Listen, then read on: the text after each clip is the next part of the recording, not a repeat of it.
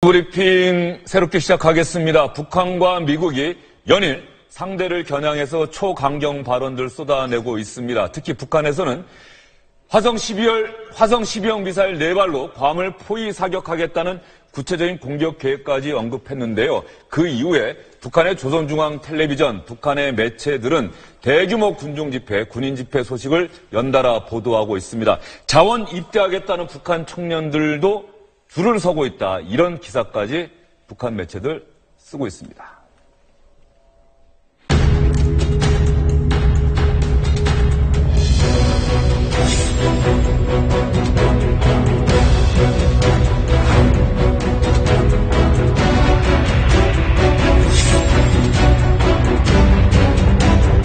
겁을 먹은 미국을 비롯한 역대 세력들이 사상 최악의 제재 압박과 도발 택동에 매여 달리고 있다.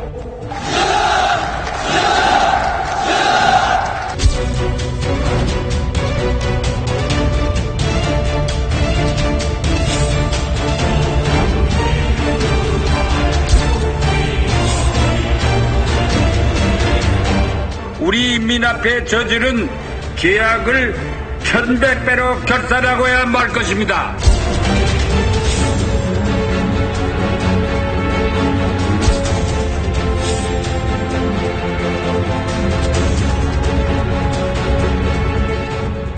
네, 조금 전에 북한 리수영 외무상 아세안 외교안보 포럼에 참석했다가 평양에 돌아가서 바로 대규모 집회에 참석해서 군중연설까지 했습니다. 김태현 변호사, 국립외교원의 김현욱 박사, SBS의 김영환, 임광기 논설위원 이렇게 네 분 나오셨습니다. 어서 오십시오. 김영환 논설위원께 먼저 질문 드려야 될 것 같습니다. 북한이 저렇게 대규모 군중 집회 여는 게 사실 뭐 처음은 아닌데 지금 한반도 긴장이 고조되는 상황 속에서 어제 열었다는 건가요? 언제? 어제와 그제 연 이틀 동안 열었는데요. 네. 뭐 물론 이런 외부적으로 상당히 긴장이 고조될 때 그걸 기회를 이용해서 내부적인 결속의 기회로 삼는 건데요.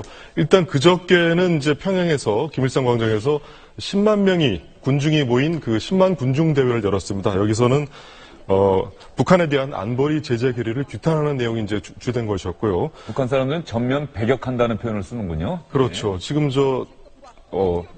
아주 질서정연하게 한 10만 명 정도가 광장을 꽉 메운 그런 장면입니다. 행진하는 사람도 있고 또 구호를 외치는 사람도 있죠.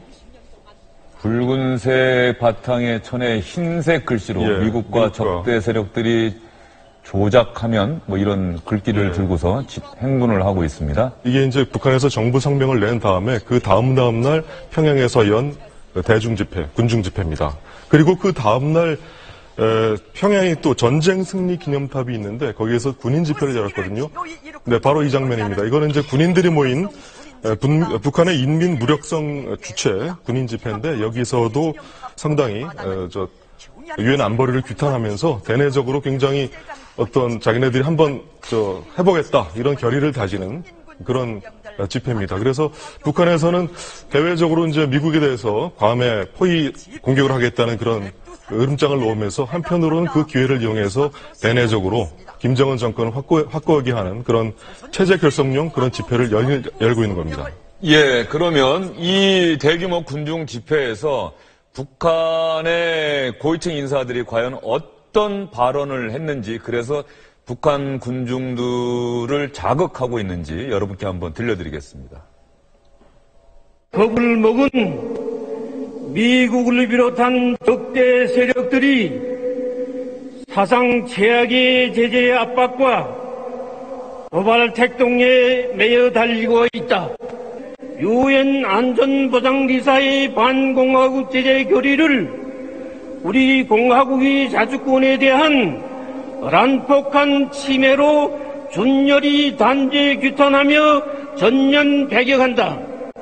미국과 그에 붙어먹는 무리들이 제 아무리 미천할 뛰어도 최강의 핵과 대륙간 탄도로켓까지 가지고 있는 우리 공화국은 끄떡하지 않습니다. 대조선 제재 압박 소동에 매달리고 있는 이상 미제가 세기와 세기를 이어 우리 인민 앞에 저지른 죄악을 1100배로 결산하고야 말 것입니다. 김현욱 교수님, 북한이 이런 군중 집회 여는 거는 다 타이밍이라는 게 있는 거죠? 이런 그렇죠. 상황 때는 늘 열지 않습니까? 어떻습니까? 예, 뭐 2003년도에 NPT에서 탈퇴를 했죠. 당시에는 2002년도에 제2차 핵위기, 즉 당시 이제 고농축 우라늄 프로그램을 실제로 개발하고 있다. 이렇게 얘기를 하면서 NPT에서 탈퇴를 하고 제네바 합의를 깨면서 위기를 만들었습니다. 당시에도 이제 100만 군중이 모여서 군중 대회를 했는데요. 이번하고 상당히 흡사합니다. 뭐 한간에서는 이게 국내 뭐 체제 결속용이다 이런 얘기도 나오는데 저는 그것보다도 미국에게 대한 하나의 과시용이다. 국내에서 이렇게 북한 주민들이 이 사건에 대해서 상당히 지지하는 군중 대회를 하고 있고 반미 여론을 상당히 강하게 표출하고 있기 때문에 이런 상황에서 우리는 미국을 타격할 수밖에 없다. 타격할 수 있다. 이미 이거는 국내적으로 합의가 끝난 사항이다. 이렇게 미국에게 강한 메시지를 던지는 효과가 있지 않을까 생각합니다. 그런데 미국이 저런 화면을 보면서 메시지는 전달받을 텐데 저런 화면 보면서 미국이 뭐 긴장하거나 걱정하거나 그럴까요? 미국의 트럼프 행정부가 어떻게 보십니까? 그러니까 그게 문제인데요. 과거 같은 경우에는 이런 위기 상황 이후에는 북미 간에 이제 대화로 이어졌단 말이죠. 당시 2003년 이후에도 다음에는 이제 육자회담 대화 국면으로 이어졌었는데 지금 북한 입장에서 이번에 괌을 타격하겠다는 그 계획을 보이면서 동시에 이제 캐나다 국적의 목사를 또 석방을 했고 그러면서 이제 간절하게 이제 대화를 원한다는 그러한 입장을 보이면서 이제 미국을 압박을 하기 시작하는데 말씀하신 것처럼 과연 트럼프가 과거와는 다른 어떤 뭐 기발한 대북 옵션이 있는가 아니면 과거와 같이 뭐 무의미해 보이는 대화가 아닌 뭔가 다른 옵션을 통해서 북한을 미국이 원하는 대화의 틀로 끌어낼 수 있는가. 그게 저희가 보기에는 이번에 관심이 아주 높은 주목해야 할 부분이라고 보여집니다. 예, 북한이 미국령 괌을 화성 12형 미사일로 포위 사격하겠다 이렇게 엄포를 했고요. 그 다음에 미국이 맞받아치면서 긴장이 고조되고 있는 상황 아니겠습니까? 그런데 알고 봤더니 미국령 괌 사격하겠다는 북한의 위협이 이번이 처음은 아니었습니다. 미제가 방대한 전략 무력을 끌어들여 무모한 볼질을 한다면 그 아성인 미국 본토와 하와이, 괌도를 비롯한 태평양 작전 전관의 미제 침략군 기지들, 남조선 주둔 미군 기지들을 사정을 보지 말고 타격해야 한다고 하시면서 전략 로켓투군의 화력 타격 계획을 검토하시고 최종 비준하시었습니다. 2013년인가요? 2013년이면은 한 4년 전이 될 것 같고요. 그렇다고 한다면은 미국령 괌, 하와이, 전략 로켓이라고 하는 표현을 썼어요. 이 당시에는. 지금 화성 12형 미사일이라고 하는 뭐 중장거리 탄도미사일이다 이렇게 얘기를 하는데 그렇게 본다면 정말로 괌을 타격하겠다는 뜻이라기보다는 좀 엄포를 놓는 것 아닌가 정말 뭐 이렇게 볼 수도 있을 것 같은데 김 교수 생각은 어떻습니까? 그렇죠. 미국의 대북 적대시 정책이 북한이 계속해서 핵과 미사일을 개발하는 주요 원인이다라고 계속해서 얘기를 해왔기 때문에 그리고 몇 번이나 이제 성명을 통해서 얘기했다시피 미국 본토를 타격할 수 있는 억지력이 필요하다 이렇게 얘기를 했거든요. 그렇기 때문에 뭐 북한 입장에서는 미국을 먼저 선제 공격하는 것이 아니라 미국이 북한을 때리는 것에 대해서 대비하고 방어용으로 억지력 차원에서 이것을 개발하는 것이다 이렇게 얘기를 하고 있고 이번에도 뭐 계획은 구체적으로 밝히고는 있지만 이것이 김정은에 의해서 결단이 내려져야 된다는 사안을 또 하나 추가로 얘기를 하고 있기 때문에 글쎄요, 뭐 북한 입장에서 과연 괌 주위에 물론 영해는 아니지만 공해 4발을 쏠 수 있을 것인가 거기에 대해서는 저는 아직까지는 조금 회의적입니다. 예. 트럼프 미국 대통령 사실 휴가 중입니다. 휴가 중인데 북한의 거친 발언이 계속 쏟아져 나오고 위협이 계속되자 중간에 기자들 만나서 한마디 한 적도 있고요. 오늘도 북한에 대해서 사흘 연속 거친 말을 내놓았습니다. 북한이 생각하지도 못했던 일이 일어날 것이다. 이것은 결코 빈말이 아니다. And frankly, the people that were questioning that statement, was it too tough? Maybe it wasn't tough enough. They've been doing this to our country for a long time, for many years. And it's about time that somebody stuck up for the people of this country and for the people of other countries. So, if anything, maybe that statement wasn't tough enough. And we're backed by 100% by our military. We're backed by everybody. And we're backed by many other leaders. What would be tougher than firing Kerry? Well, you'll see. You'll see. Mr. President, is one of the options being considered a preemptive strike, first strike? We don't talk about that. I never do. What they've been doing and what they've been getting away with is a tragedy, and it can't be allowed. Sure, we'll always consider negotiations, but they've been negotiating now for 25 years. If North Korea does anything in terms of even thinking about attack of anybody that we love or we represent or our allies or us, they can be very, very nervous. I'll tell you what, and they should be very nervous because things will happen to them like they never thought possible. Okay? He's been pushing the world around for a long time. North Korea better get their act together or they're going to be in trouble like few nations ever have been in trouble in this world. 인관기 위원, 트럼프 대통령의 발언 수위도 뭐 북한 이상 갈 정도로 계속 높아져 가고 있는 것 같습니다. 그런 것 같아요. 마치 서로가 치킨 게임하는 것처럼 마일 전쟁이라고 지금 나오지 않습니까? 그래서 굉장히 강화되고 있는데 그동안에 트럼프 대통령의 발언을 한번 좀 짚어볼까요? 예. 처음에 나왔던 것이 지난 8일입니다. 현지 시간으로. 북한은 더는 미국을 위협하지 않는 것이 최선일 거다. 그렇지 않으면 지금까지 전 세계가 보지 못한 바로 그 유명한 화염과 분노, 이 발언이 이제 이때 나왔었고요. 그 2시간 뒤에 북한이 괌 포위 사격에 대한 발언이 나왔거든요. 그래서 그 뒤에 바로 다음 날 트럼프 미국 대통령은 트위터를 통해서 미국 대통령으로서의 나의 첫 번째 지시는 우리의 핵무기를 개조하고 현대화하는 것이었다. 그것은 지금 그 어느 때보다 강하고 강력하다. 그러니까 핵무기 개조가 다 이루어져서 그 어느 때보다 강하고 더 강력하다 이렇게 말을 했고 바로 앞서 이야기를 했던 것들이 현지 시간으로 어제죠.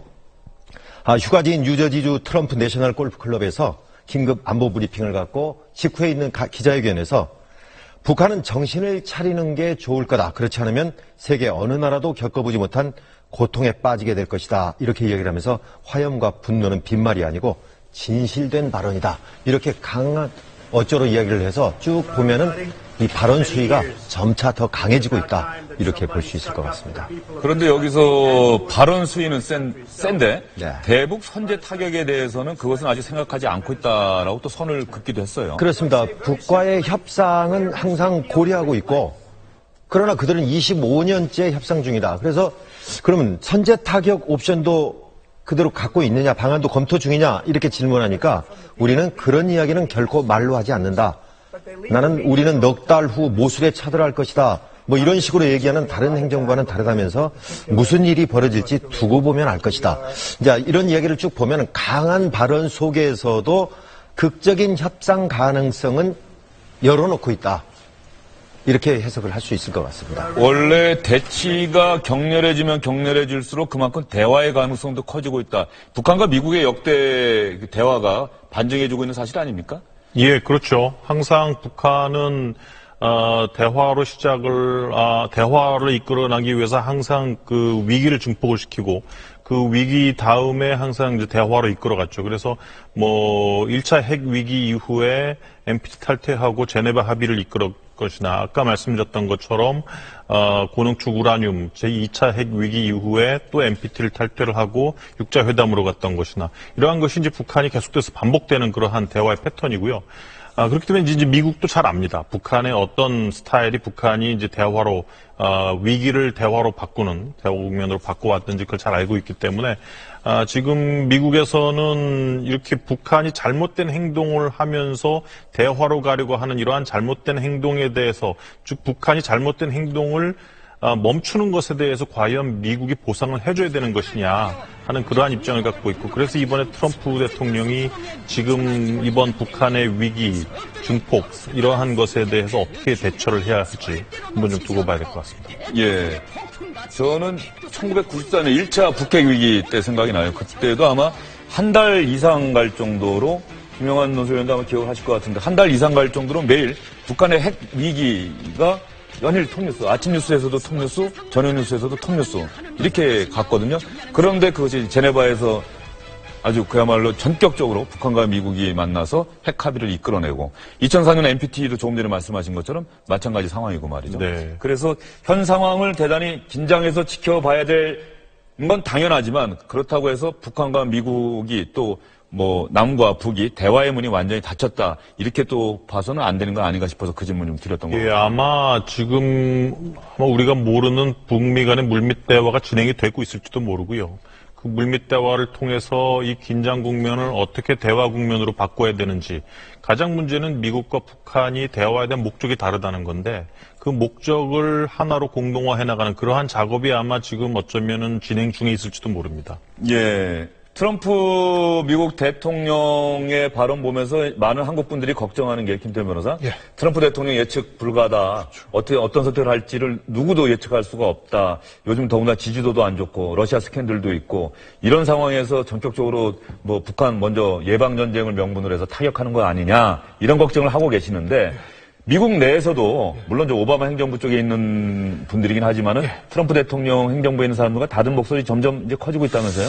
그렇습니다. 이제 오바마 행정부에서 국가안보보좌관을 지냈던 사람이 수전 라이스 보좌관이죠. 그 사람이 이제 그 예방 전쟁에 트럼프 대통령이 할 수도 모른다고 하는 예방 전쟁에서 얘기를 했는데, 공격지구 없는 상황에서 대북 예방 타격은 미친 짓이다. 트럼프 행정부의 일부는 결론을 내린 것으로 보이지만 예방을 위한 전쟁은 필요하지 않다라고 해서 이제 예방 전쟁에 대한 강한 반대 의사를 표시했습니다. 뭐 참고로 설명을 드리면 선제 타격하고 예방 전쟁은 조금 차이가 있습니다.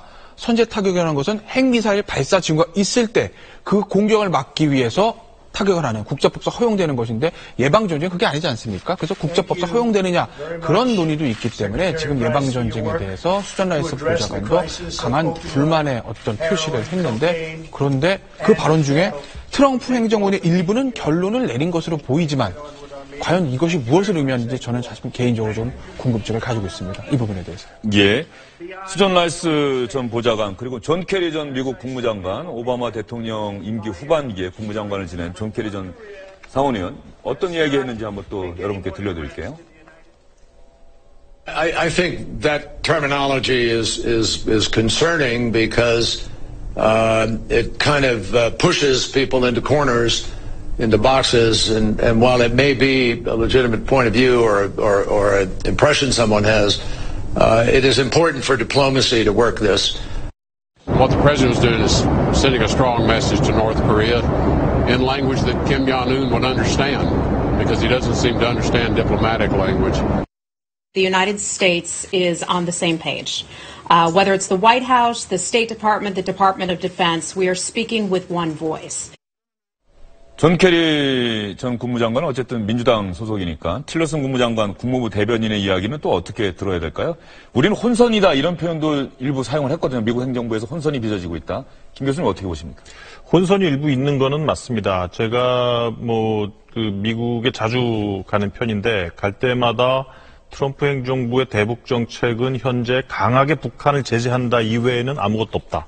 그리고 러시아 스캔들이나 기타 정치적인 스캔들 때문에 각 부처 간 조율도 안 되고 구체적인 전략도 마련이 안 된다. 이런 얘기는 맞습니다. 하지만 지금처럼 틸러슨 장관과 펜스 장관과 너무나 다양한 의견이 자꾸 나오는 과정 속에서는 어느 정도 조율은 지금은 진행이 되고 있지 않나 싶습니다만, 말씀드렸다시피 근본적으로 트럼프 행정부는 전쟁도 원하지 않고 강하게 제재를 해서 북한을 미국이 원하는 대화 테이블로 끌어내려고 하고 있지만, 지금 현재 상황에서는 그렇게 뚜렷하게 마땅한 대안이 없는 상태다 이렇게 보여집니다. 예.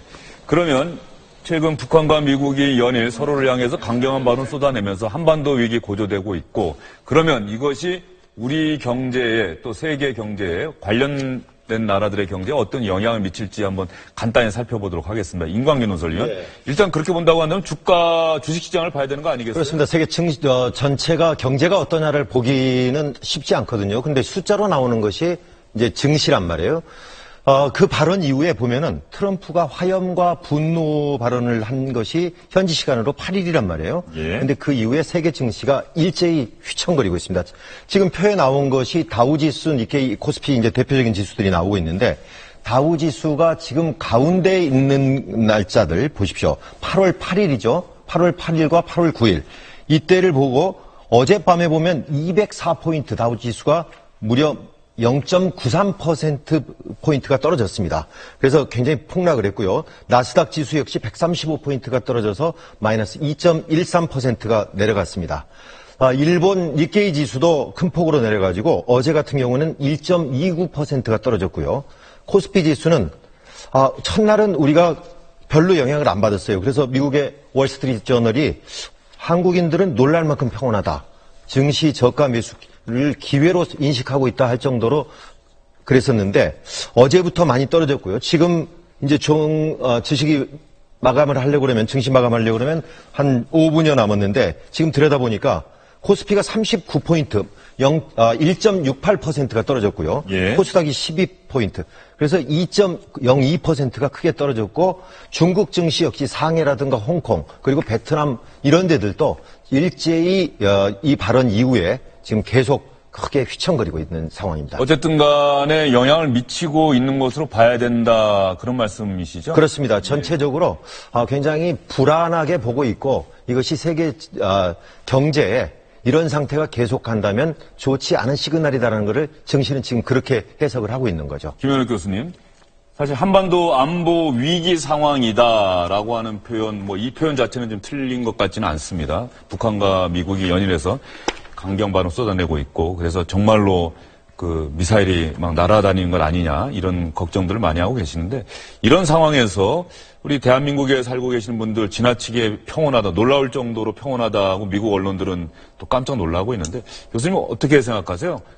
일반 시청자분들 어떻게 지내는 게 맞다고 생각하십니까? 근데 지금 상황이 점점 엄중해지고 있는 건 사실인 것 같아요. 청와대에서도 이제 정윤 실장이 지금 상황이 벼랑 끝으로 가고 있다 이렇게 언급까지 하셨고, 근데 이제 저희 국민들은 이게 하루 이틀 일도 아니고 자꾸 만연해지기 때문에 조금 무뎌지고 있는 상황이긴 한데 제가 보기에는 일희일비할 필요는 없고요. 그리고 이제 지금 물론 이제 평양에서는 이제 서울 불바다까지 나왔지만 주요 타격 그 목표는 이제 괌이고. 그래서 만약에 사태에 대비하는 차원에서 우리가 항상 하는 이제 민방위 훈련 같은 거, 대피를 어디로 해야 되나 그런 거는 머릿속에 숙지를 하고 있어야겠지만, 지나치게 경고망동하거나 일희일비하는 행동은 좀 불필요하다 이렇게 보여집니다. 시청자분들은 일상 자신의 일에 자신의 생활 그대로 충실히 살아나가고 그러면서도 이런 소식에 귀를 기울이고 그렇게 하면 되지 않겠습니까? 어떻습니까? 맞는 말씀입니다. 예. 그런 것 같아요. 북한이 노리고 있는 여러 가지 중에서 미국에 대한 강력한 경고도 있을 거고요. 또 체제 내부의 결속도 있겠지만은 그중에 빠질 수 없는 것이 이 남한 쪽에 대한 혼란 이런 것들도 굉장히 노리고 있는 것 중에 하나일 거란 말이에요. 그러니까 우리가 거기에서 같이 그들의 노림수에 놀아서 우리가 혼란스럽고 사재기하고 어디로 대피하고 막 증시가 폭락하고 외국인들이 떠나고 이런 것은 분명히 그들의 노림수일 거란 말이에요. 그래서 우리가 지나치게 안보 불감증이라는 것도 물론 문제지만 그렇다고 해서 우리가 지나치게 거기에 그냥 과민 반응을 보이는 그것도 바람직하지 않을 것 같아요. 네. 이런 가운데 문재인 대통령은 잠시 어떤 입장 표명도 하지 않고 있습니다. 광복절 기념사를 통해서 문재인 대통령의 또 다른 북한과 관련한 구상이 공개되지 않을까 이런 전망이 나오고 있는데요. 문재인 대통령의 광복절 기념사도 한번 관심을 갖고 지켜봐야 될 것 같습니다. 저희는 다음 소식으로 넘어가 보도록 하겠습니다.